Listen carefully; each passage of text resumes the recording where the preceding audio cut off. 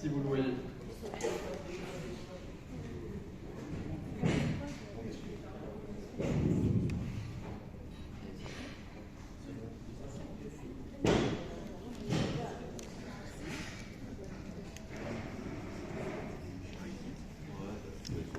Qui n'arrive pas à accéder à la page? Après, vous êtes vraiment... Est-ce que j'avance ou est-ce que j'attends un petit peu? J'avance? Ok, 3, 2, 1. Première question.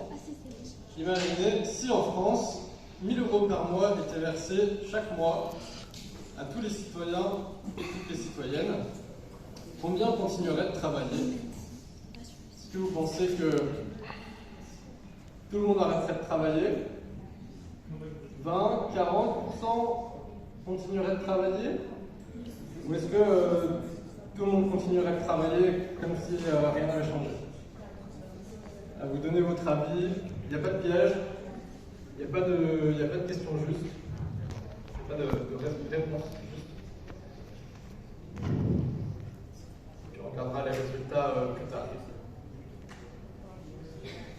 Okay. C'est bon? Je passe à la question d'après. Il n'y en a que deux de toute façon. Maintenant, vous recevez 1 000 € tous les mois, sans condition, et c'est cumulable avec d'autres revenus. Est-ce que vous continuez de travailler? Non, vous arrêtez de travailler tout court. Oui, vous continuez de travailler. Oui, vous travaillez, mais un peu moins, à mi-temps. Ou oui, mais vous feriez un autre travail. Pareil, vous répondez ce qui vous convient.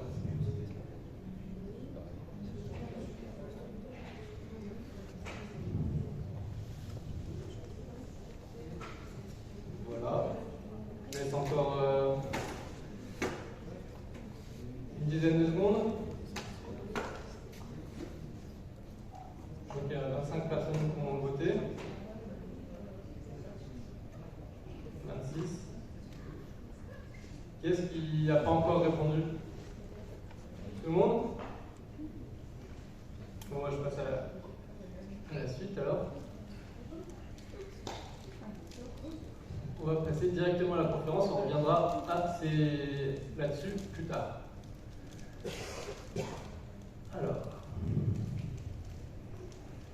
le revenu de base, moi je vais vous parler d'un concept économique qui s'appelle le revenu de base.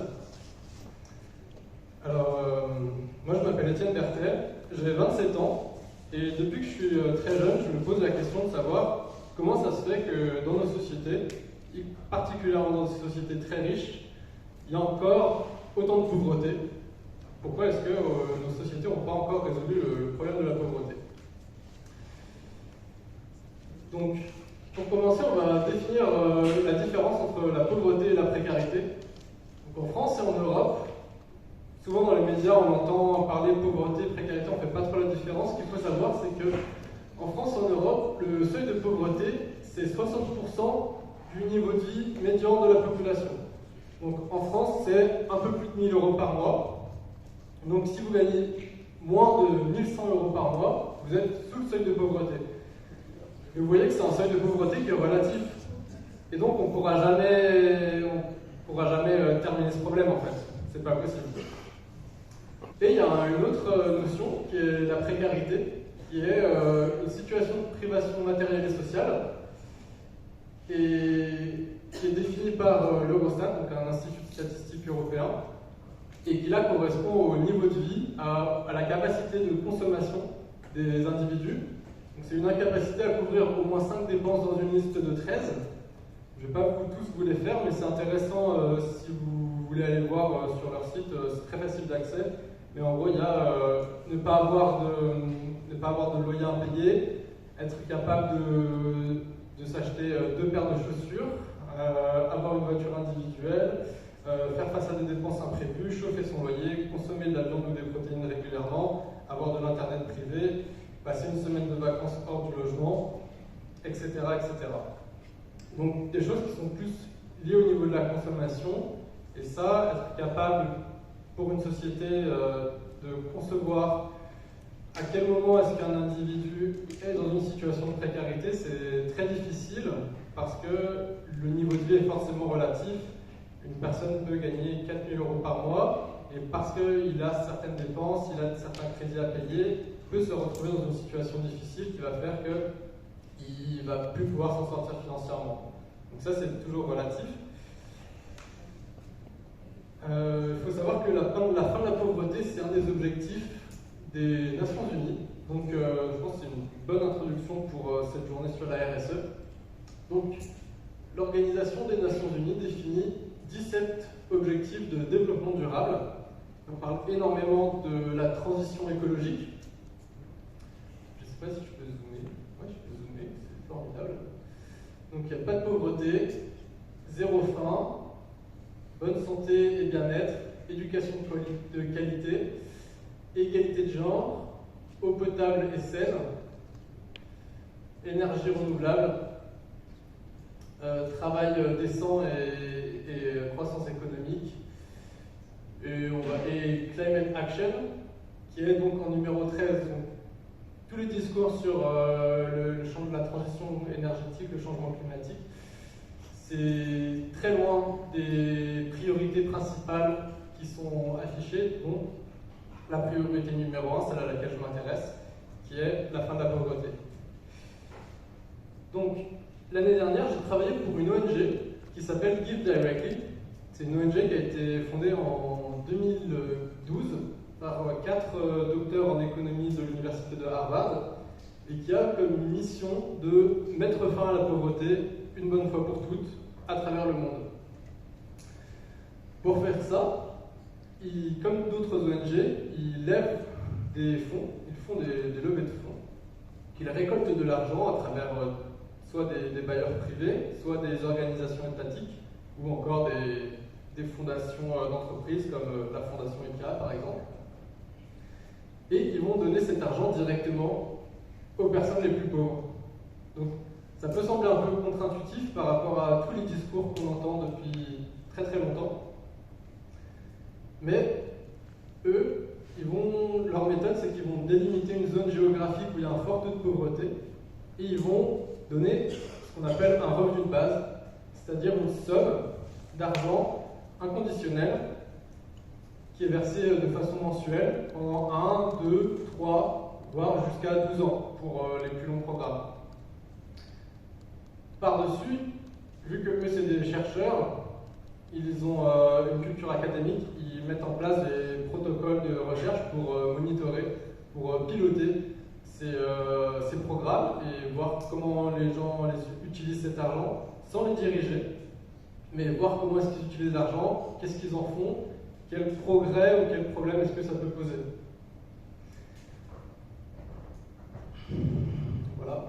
Et en 2020, il y a le Covid qui arrive, et c'est là où ils explosent et ils font 600% de croissance. Donc c'est une ONG qui était avant 2020 à 40 millions, qui était montée jusqu'à 80 millions, mais qui était globalement à 40 millions d'argent qu'elle reversait. 2020, crise du Covid, on passe à 240 millions de dollars reversés. Au total, ils ont reversé plus de 800 millions de dollars depuis leur création. Et le magazine Forbes les a nommés ONG à la croissance la plus rapide de la décennie. C'est-à-dire qu'il y a énormément de gouvernements qui, pendant le Covid, n'avaient pas accès à des moyens de soutenir directement et financièrement leur population. C'est ça principalement qui a fait leur succès, des gouvernements comme l'Ouganda par exemple, ou d'autres qui n'ont pas les capacités administratives, qui n'ont pas d'informations, qui n'ont pas de données sur une grosse partie de leur population et qui, lorsque l'économie s'arrête, ne permettent pas à ces individus d'avoir un droit à la consommation. Donc, 1 milliard de personnes sur Terre sont sans papier d'identité. Donc lorsqu'on parle de lutter contre la précarité, la pauvreté, c'est aussi un travail statistique, c'est un de recensement, d'être capable de comprendre quelles catégories de la population sont dans quelle situation de revenus, etc. Je vais vous parler un peu de l'argent en lui-même et de ce que ça représente, parce que le fait de donner de l'argent inconditionnellement à des personnes et de leur faire confiance sur la façon dont ils vont utiliser l'argent, ça va à l'encontre de beaucoup d'idées préconçues, de beaucoup d'idées aussi sur l'argent, sur comment on devrait gagner l'argent, sur comment l'argent devrait être bien dépensé, des conceptions qui remontent à très très longtemps et qui font que souvent il y a un discours qui existe, qui consiste à dire que l'argent c'est quelque chose qui doit être gagné à la sueur de son front, et surtout que si les gens sont pauvres, c'est qu'ils n'ont pas compris comment gagner de l'argent. Donc c'est une vision paternaliste qui consiste simplement à justifier la position de certains individus dans une société par rapport à leur niveau de revenu et en faisant croire, en se persuadant que le niveau de revenu est lié à des qualités intrinsèques des individus. Et tout le travail de Give Directly et d'autres personnes qui essaient de conceptualiser ces propositions de revenu de base, c'est surtout, c'est entre autres de déconstruire ces préjugés et d'expliquer que les individus, dans une conception où les individus se valent tous les uns les autres, de l'expliquer que la consommation c'est un droit qui permet entre autres l'intégration sociale.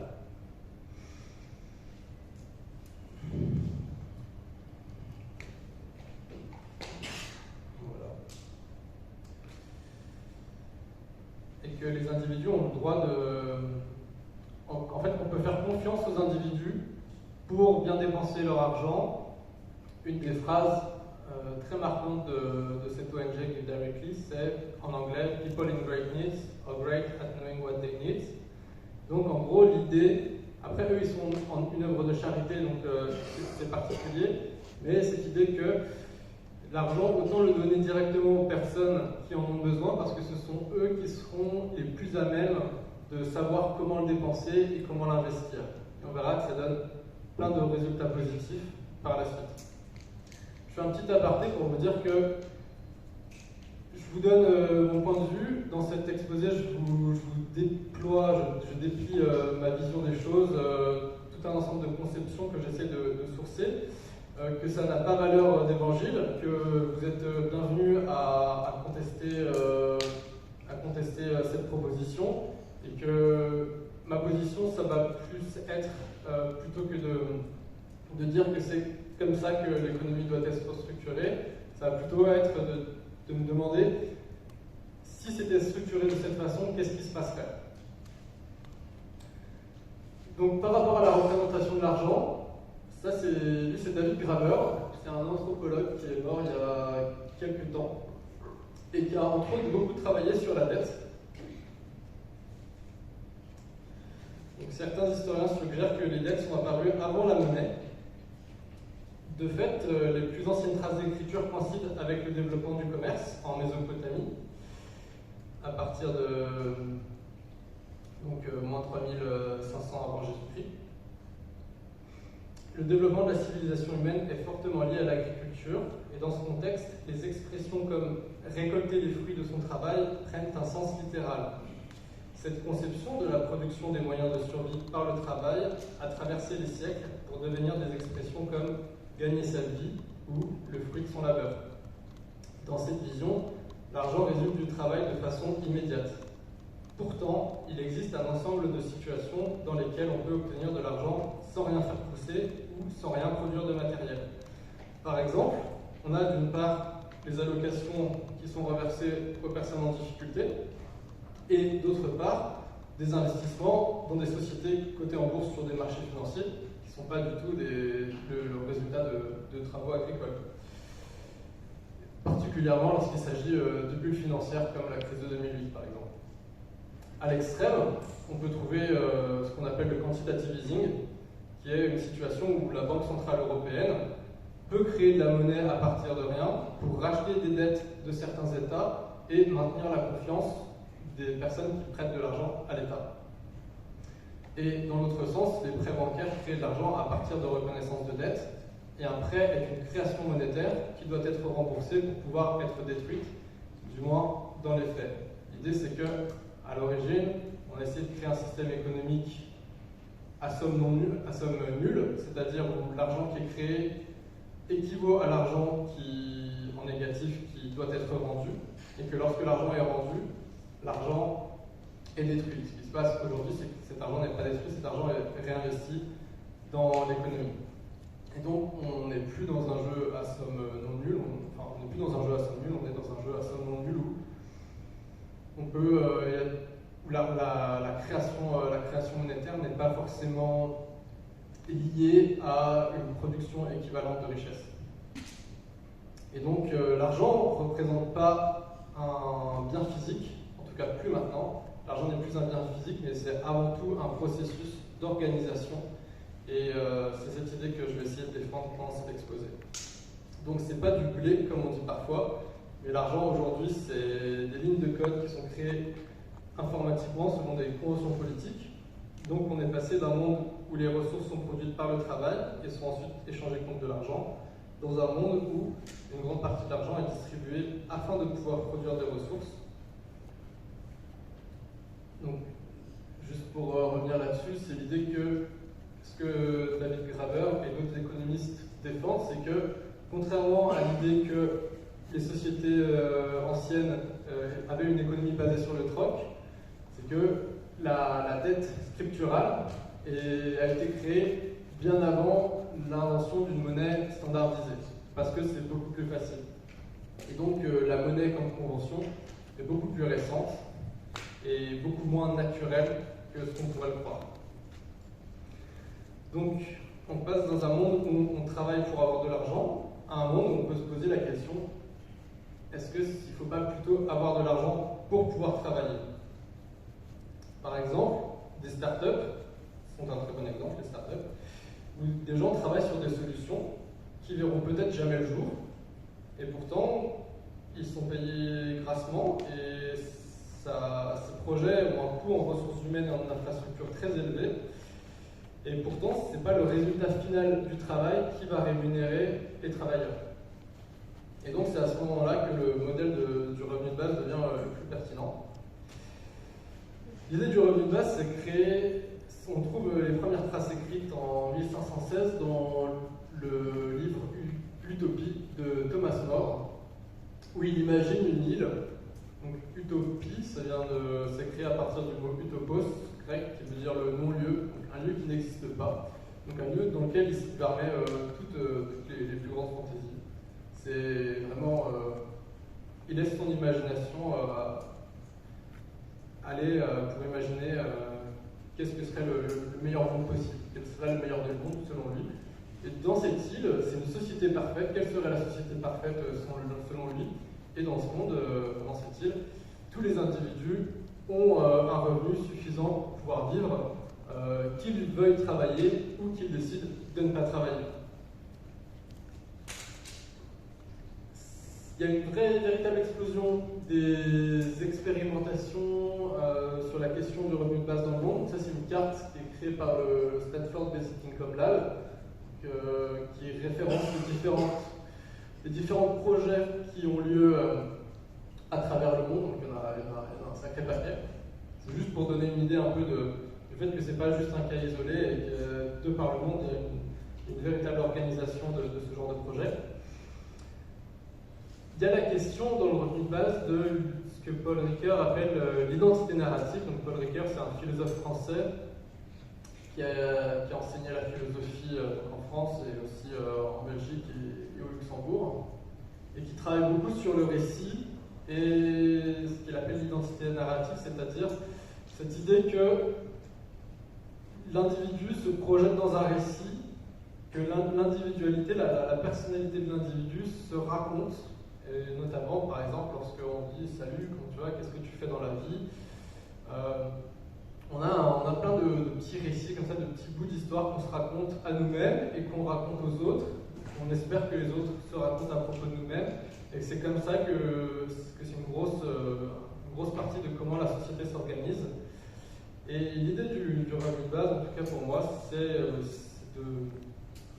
c'est qu'une société où le travail est bien organisé, c'est une société qui va chercher à aligner le travail avec l'identité narrative des individus, c'est-à-dire de faire en sorte que les individus aient le choix du travail, et parce que c'est là où la question du sens du travail intervient, c'est-à-dire quel récit du monde on se fait, qu'est-ce qu'on pense être la bonne décision, qu'est-ce qu'on pense être juste, qu'est-ce qu'on pense devoir faire. Alors pour certains, ça va être gagner beaucoup d'argent, pour certains, ça va être aider leurs proches. Et donc, ces différentes conceptions du monde, l'idée de ce modèle économique, c'est de permettre à chacun de les exprimer pour que la motivation la plus profonde des individus puisse s'exprimer à travers le travail et qu'il y ait en quelque sorte une maximisation de l'investissement personnel dans le travail, à travers tous les individus, ce qui va à l'opposé du travail forcé, bien sûr. Donc, on va définir le revenu de base. Donc, Télémaque, Masson, Récipon définit le revenu de base de deux façons. Il donne une définition au sens large, qui est la garantie universelle et inconditionnelle des moyens d'existence matériels et individuels. Globalement, l'idée qu'une société est composée d'individus et que ces individus devraient avoir la possibilité de s'extraire du groupe sans perdre les moyens individuels d'existence. C'est-à-dire une société qui donne aux individus la possibilité d'aller contre elles-mêmes sans utiliser d'arguments de chantage, qui est la privation des moyens matériels, tels que le logement, la nourriture, etc. Et un sens étroit qu'on va retrouver aussi dans les médias, qui recoupe en fait tous les transferts en monnaie en nature, qui permet de réaliser cette définition. C'est important d'avoir une belle dissociation entre les deux, parce que dans les discours médiatiques, il y a souvent une confusion.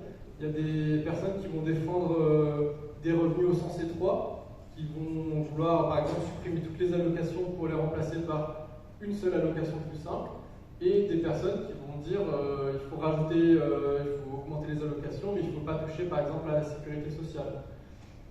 Donc il y a des gens qui vont être plus dans l'idée de défendre une garantie universelle et matérielle, et d'autres gens qui vont être vraiment strictement dans le cadre monétaire. Ce qui est intéressant, c'est que la définition au sens large, elle peut évoluer à travers le temps, on peut la projeter sur des décennies, sur des centenaires, sur des millénaires, et elle peut toujours s'adapter à l'inflation, au niveau de vie qui monte, etc. Alors que le sens étroit, lui, il va être beaucoup plus figé à un instant donné. Mais dans une certaine mesure, le RSA ou toute forme d'allocation, même la façon dont la région rémunère les personnes qui suivent les formations à éducatives, sont une forme de revenu de base au sens étroit. Parce qu'il y a une sorte de conscience, il y a un parti pris politique qui est que pour que les individus soient formés, il faut qu'ils aient des moyens matériels d'existence, et donc on va leur fournir ces moyens d'existence dans cette idée qu'on va vous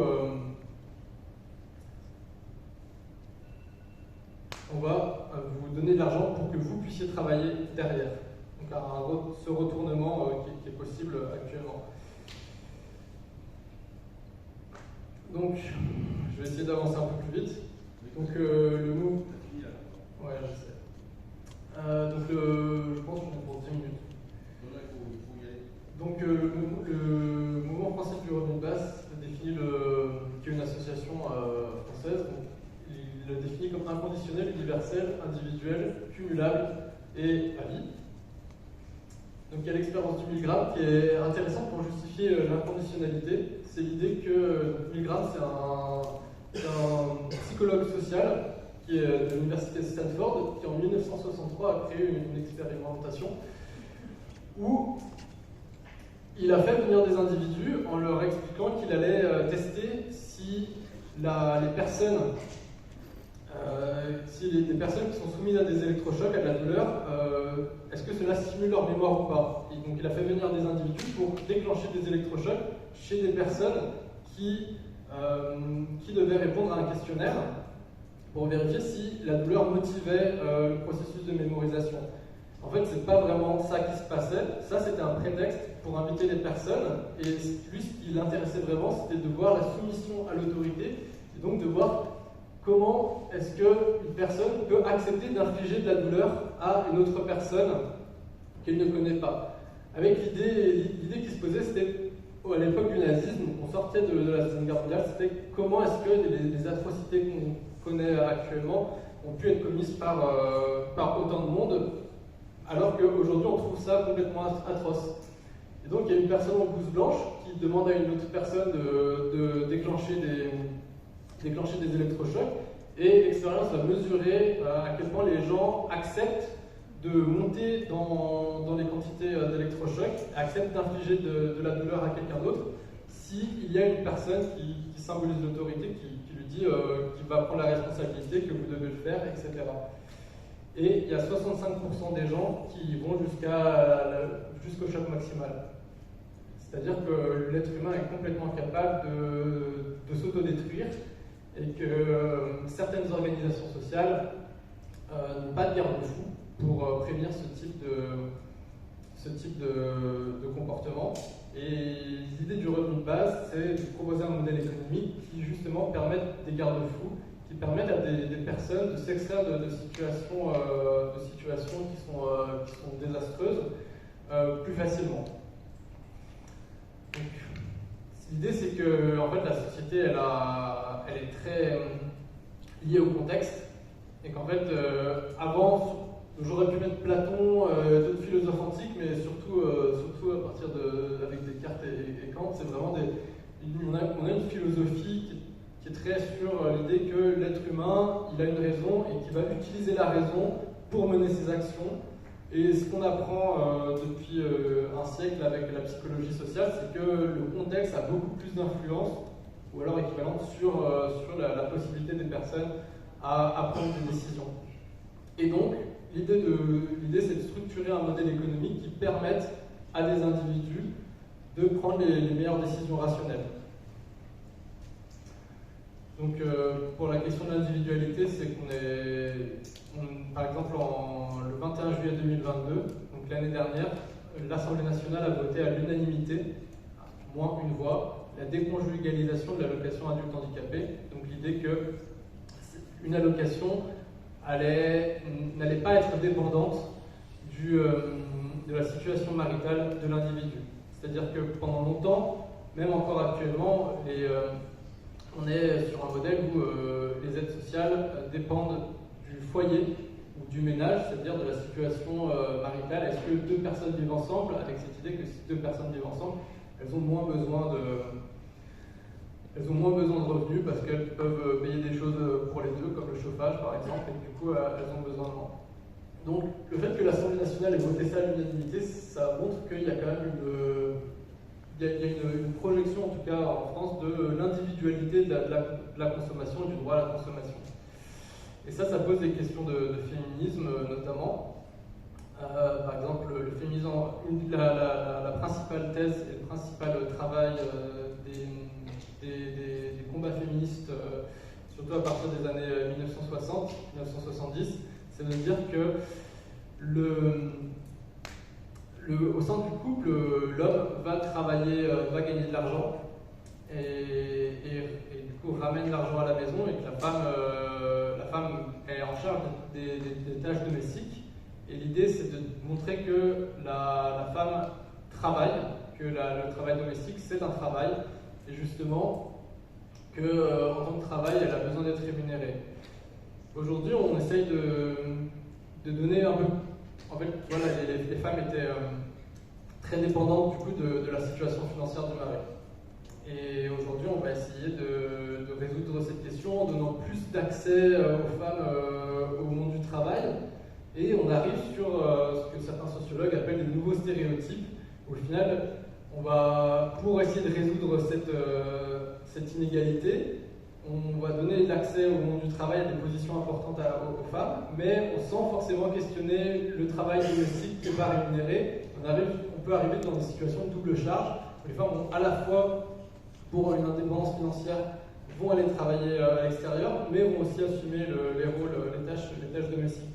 Donc il y a toujours la question du travail rémunéré et du travail non rémunéré, et en filigrane, c'est quel travail mérite d'être rémunéré? Est-ce que la transaction commerciale, c'est la seule organisation viable pour organiser les transactions financières dans une société? Est-ce que, par exemple, le bénévolat ou d'autres, du travail associatif, plein d'activités, par exemple, on cherche un emploi, on fait un CV, on envoie des offres, on envoie des candidatures, on travaille quelque part, pourtant ce travail n'est pas rémunéré. Certains sociologues appellent ça le travail de l'espoir ou hope work. Et donc ça pose plein de questions sur, en fait, il y a beaucoup de travail qui est gratuit et qui n'est pas forcément comptabilisé, mais qui est nécessaire pour que la société s'organise. Et est-ce qu'il ne faudrait pas trouver une solution pour... est-ce que ça ne mériterait pas d'être considéré comme du travail, justement? Et c'est un des principaux enjeux de notre siècle, c'est de définir qu'est-ce que le travail, qu'est-ce qui mérite d'être considéré comme du travail ou pas.